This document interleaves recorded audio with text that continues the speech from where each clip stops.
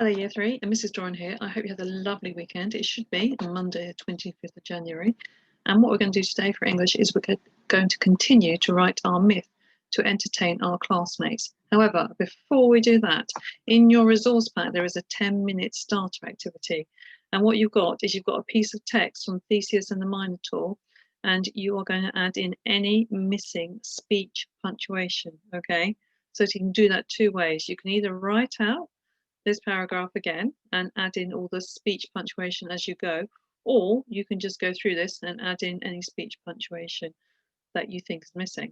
Now, just to remind you, the speech punctuation you'll be looking for will be inverted commas, speech mark, that's around the direct speech. At the end of each piece of speech, direct speech, there should be some kind of punctuation, such as a comma or an exclamation mark or a full stop. Okay, so that's before the reporting clause and after the reporting clause. Each time someone else speaks, it should be on the new line. So those are three things that you need to look for when you're trying to correct this piece of work.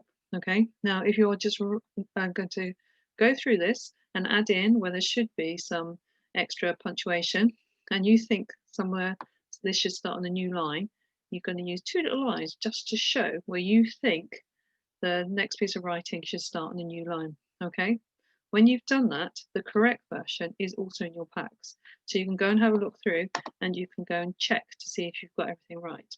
Okay, so that's the first thing you need to do today before you start looking at your myth. Right, ready? Okay, so when you've done that, you can come back to this video. Right, so let me know when you finish. Okay, you're back. Have you done your speech activity? How'd you get on? Did you get on all right? Good, I'm very pleased. So today, what we're going to do is you're going to continue your myth. Now, I'm hoping that you're up to the part where the hero kind of defeats the monster. Okay, you might have got further than that, you might not be quite there yet. But what we're going to look at today in particular is how to create suspense within that. Okay, so let's have a look. I've done a bit here. So you have to imagine that Yanni has been on his journey to get to the lion egg. He's received his golden net from the goddess and he's come through a few trials and tribulations. I don't know where his horse has gone. So let's read what happens. So as Yanni crouched nervously in a hollow behind the sand dune nearest the lion egg den, the stiff seagrass scratched his bare shins. The cold ocean breeze grew stronger, blowing grains of sand into his tired, sore eyes. Cautiously, he poked his head over the crest of the sandy dune. The magical net glinted. It was still in place, strung across the entrance to the lion egg's tunnel, like a spider's web waiting patiently to ensnare the hideous beast. So I haven't actually put much suspense in that kind of paragraph, but what I have done again, like I did before, do you remember, was I kind of tried to create a picture in the reader's head.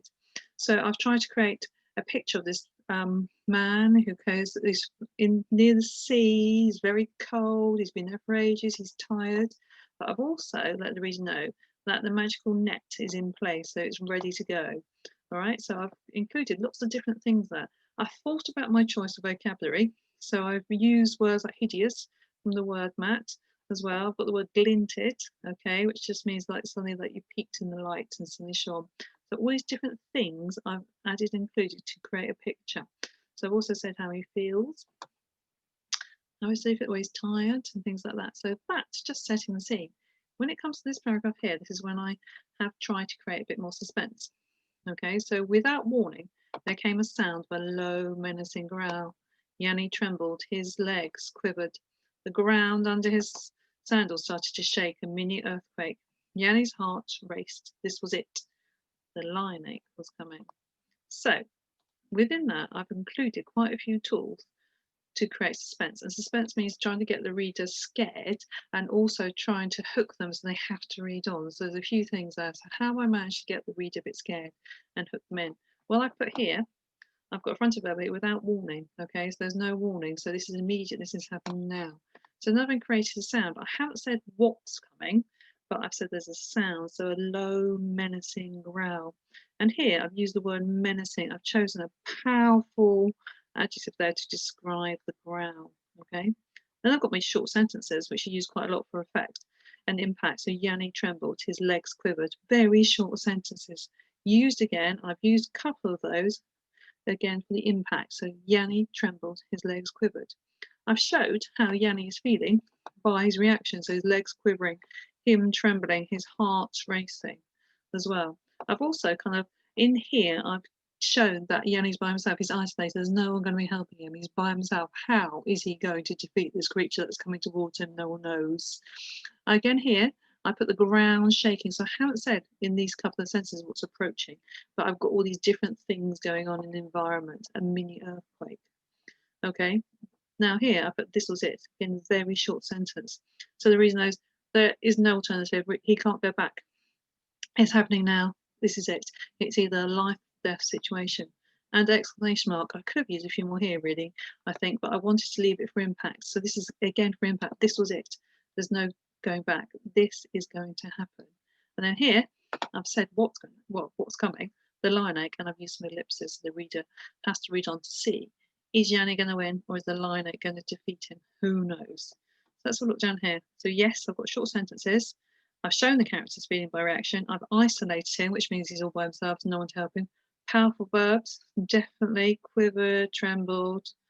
Fronted the verbals, yeah, I've got without warning. So I think I've included all that. So hopefully as a reader, they are feeling a bit scared, a bit worried about things maybe, and they want to read on and see what happens. So when you're writing your myth, see if you can use some of these features here to create a kind of atmosphere of scariness and suspense, as they say. All right, so your mission today, or your task today, is complete the 10-minute activity, filling in the missing speech punctuation, and then carry on with your myth, trying to include some suspense to scare the reader. If you have gone past that bit when the hero defeats the monster, what you can do is you can leave that to tomorrow and just continue to read your myth. Sorry, write your myth. You can read it though, it's always good to read your myth through first to see if it makes sense. Tomorrow we will be editing, proofreading, and maybe redrafting some parts of our myth if we need to. Okay, right, try and get your myths finished today, and I shall see you tomorrow.